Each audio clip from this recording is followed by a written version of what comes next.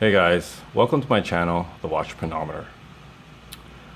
It's gonna be my first video, so it's gonna be quite budget, but I also want to mention that it takes a lot of planning and time to do these videos. This is like my fifth take, and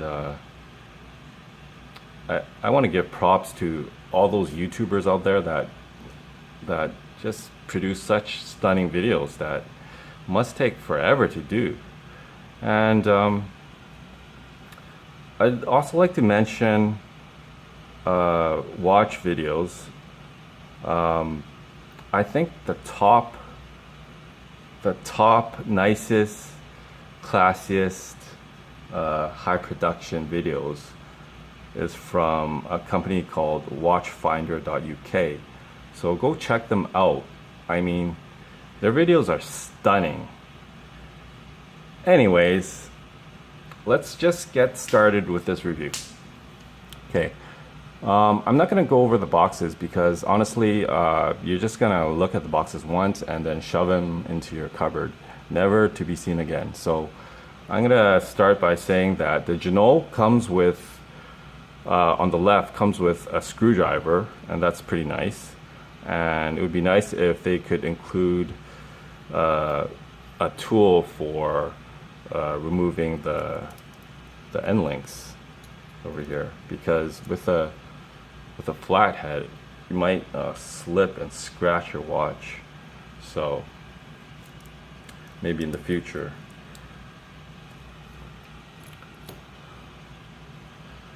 The one on the right is called the Steinhart GMT Ocean 39mm, and the one on the left is called the Ginault Ocean Rover. And as you can see on the left, the Ginault looks quite similar to a 5-digit Submariner, and it has the skinny lugs, and it has a Rolex style bracelet with the diving extension. I like the skinny lugs because at 40 millimeters, this is probably the biggest watch I can wear with my skinny girl-like 6.25-inch wrists. And on the right, at 39 millimeters, the Steinhart fits me pretty good as well. I was quite excited when I saw pictures of this watch a couple months ago, and I bought it like immediately.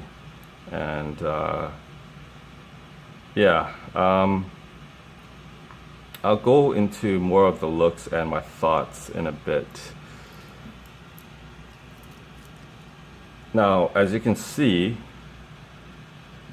the Ginault has a aluminum bezel with gold numbers and markings, and on the right, the Steinhart has a ceramic bezel with silver, when you can see them, silver markings.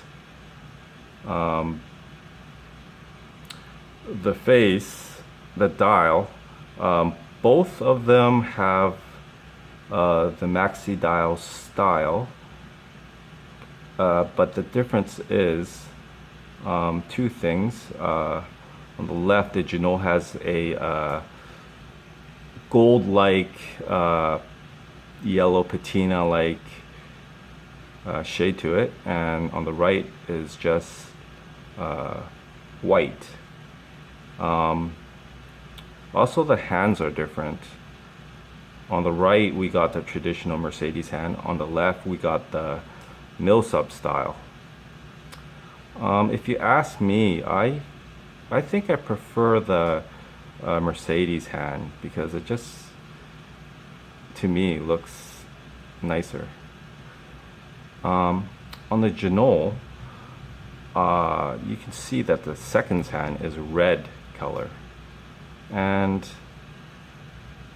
for me, I think I actually prefer if it was gold or silver. I think that it just makes a watch look more expensive when it's like a metallic color. But, and especially since the second hand is probably one of the most important hands, because it's the one that you can see moving constantly. So I might swap it out in the future for maybe a gold or silver hand, but right now I'm just gonna leave it like that. Let's see. Let's go over the Cyclops. This is one of the things that I found that I was disappointed when I first got the Steinhart. As you can see, let's see if you can see that. On the right, the Steinhart, it doesn't really magnify that much, and that's just why. I mean, these Cyclops only cost about maybe $10.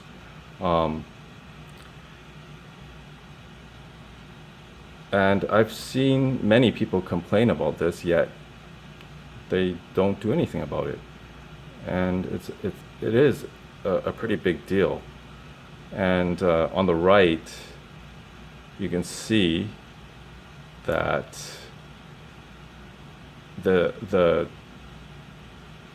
Cyclops is the proper size, the same size as one from a Rolex. Like, it's probably 2.5 times. But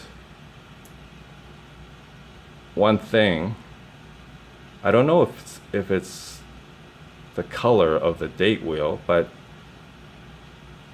maybe they didn't add any AR coating to the Cyclops, because it's always glaring from a light, and it's kind of hard to see.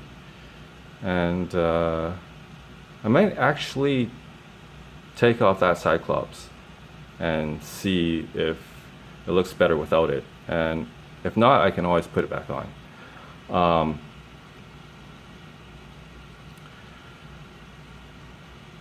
As for the dial, you can see that on the right, the Steinhart kind of has a matte black finish to it, and on the left, the Ginault has a shiny, glossy type finish. And I think I prefer the glossy type. It just looks more expensive, and I never liked the matte black material, especially on cars. I don't really get why people like the unfinished look of matte. I guess I'll never get it.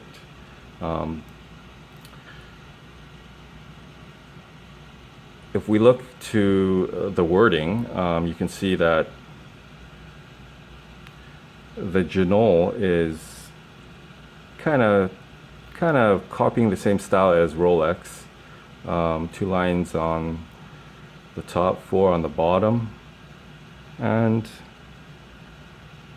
I know people say that maybe they didn't have to write so much there, and it's kind of clutters up the dial, but I don't mind it. I mean, it's the printing is high quality, and yeah, it looks good. I also want to mention that the watch, the Ginault on the left, actually isn't on the website.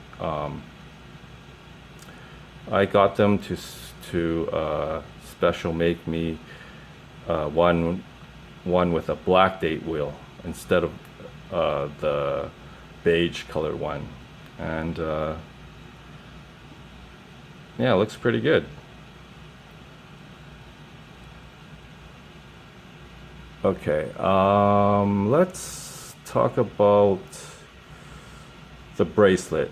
Okay, first, the Steinhart. I just want to go back to the bezel for a second.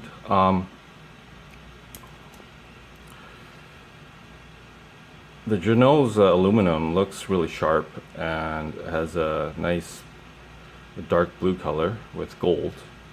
Looks very classy.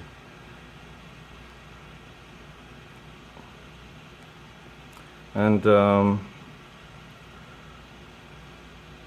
turning it,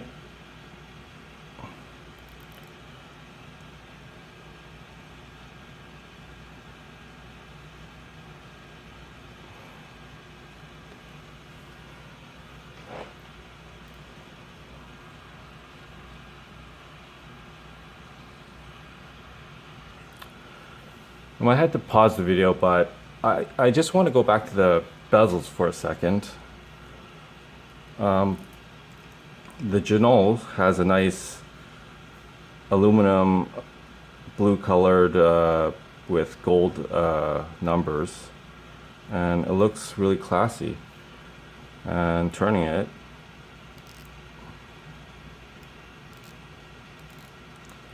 it feels